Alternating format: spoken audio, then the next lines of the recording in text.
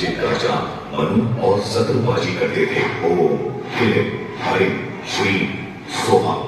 दर्शकों, इस प्रकार इन अक्षरों को जोड़कर देखा जाए तो कुल 12 अक्षर बनते हैं। दर्शकों, ये 12 अक्षर का एक मंत्र कहलाता है और इस एक मंत्र को साधक को प्रतिदिन 108 बार करना होता है।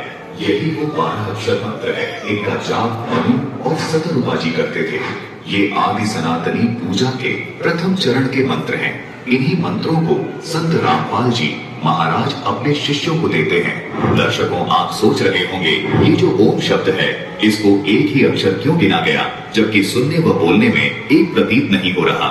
इस शंका के निवारण के लिए हमें गीता जी अध्याय 8 के श्लोक 13 को देखना होगा, जिसकी संस्कृत में लिखा है कि ओम इति एकाक्षरम, जिसके अनुवाद में लिखा है कि ओम इस एक अक्षर रूप का अर्थात ब्रह्म के नाम का चिंतन करता हुआ। दर्शकों, गीता जी से ये स्पष्ट हो जाता है कि ओम को एक ही अक्षर गिना जाता है। इसी प्रकार यहाँ शिव पुराण में भी प्रमाण है कि वह प्रणव ओम नामक एक अक्षर हो गया।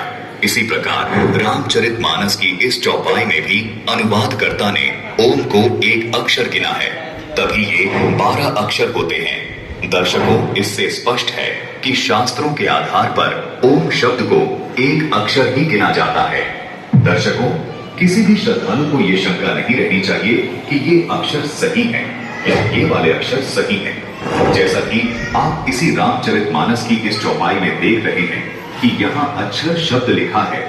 यहाँ ये अक्षर शब्द संत भाषा में लिखा गया है, जबकि इस अक्षर शब्द को अगर हम शुद्ध करके लिखेंगे तो ऐसे लिखेंगे। इसमें ना तो च शब्द है और ना ही छ शब्द है, लेकिन ये दोनों ही शब्द अक्षर का बोध करवाते हैं। अनुवादकर्ता ने द्वादश अक्षर शब्द का अर्थ द्वादशाक्षर किया है, यानी अक्षर शब्द को अक्षर लिखा है, जो बिल्कुल ठीक है। इसी प्रकार इन मंत्रों को व्याकरण की दृष्टि से देखने में भिन्नता नजर आ रही है, लेकिन ये इन देवी देवताओं के मूल मंत्र होने का ही बोध करवाते हैं। इसी प्रकार एक और शब्द है, ये देखिए, रामचरितमानस की इस चौपाई में लक्ष्मी शब्द है, जो कि संत भाषा में इस प्रकार लिखा गया है, लेकिन यदि इस शब्द को शुद्ध करके लिखेंगे तो लक्ष्मी शब्द बन जाएगा। इसी प्रकार रामचरितमानस के इस दोहे में और शब्द लिपिबद्ध है, जो कि संत भाषा के दृष्टिकोण से लिखा गया है, लेकिन अनुवादक ने इस शब्द का अनुवाद करते समय और को और लिखा है। दर्शकों, दोनों शब्द समान अर्थ का बोध करवा रहे हैं। इसी प्रकार लक्ष्मी को अनुवादक ने लक्ष्मी लिखा है, अर्थात लक्ष्मी संत भाषा के दृष्टिकोण से लिखा गया है और लक्ष्मी व्याकरण की दृष्टिकोण से लिखा गया है, लेकिन दोनों शब्द श्री लक्ष्मी का बोध करवाते हैं। ठीक इसी तरह जैसे यहाँ ये किलिम शब्द और ये किलिम शब्द दोनों ही श्री गणेश जी के मूल मंत्र का बोध करवा रहे हैं। इसलिए सभी श्रद्धालुओं से निवेदन है कि आप ये देखकर भ्रमित न हो कि एक ही मंत्र अलग अलग तरह से क्यों लिखा अथवा बोला गया है।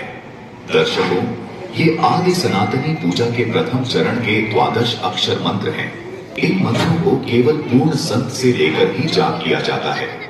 तत्वदर्शी संत ही इन मंत्रों को जाप करने की विधि बताता है। आपको शंका हो सकती है कि इन मंत्रों का प्रमाण और किस ग्रंथ में है।